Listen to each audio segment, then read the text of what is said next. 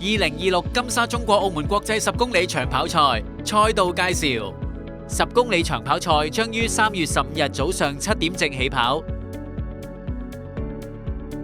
賽事嘅起點設於西環湖廣場，參賽者喺起點起跑後，經西環湖景大馬路進入西環大橋，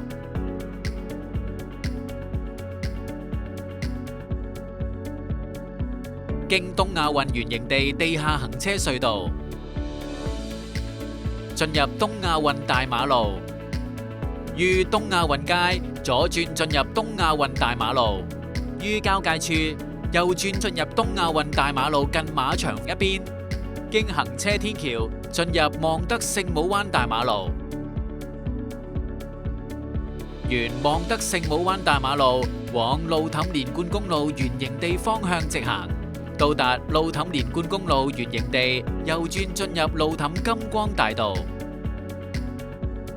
途經澳門倫敦人，於澳門巴黎人前折返，途經澳門巴黎人同澳門威尼斯人，到達路氹連貫公路圓形地左轉進入望德聖母灣大馬路，左轉進入新城大馬路，於大約500米處折返，左轉進入望德聖母灣大馬路，於奧林匹克游泳館圓形地右轉進入運動場道，右轉進入體育路，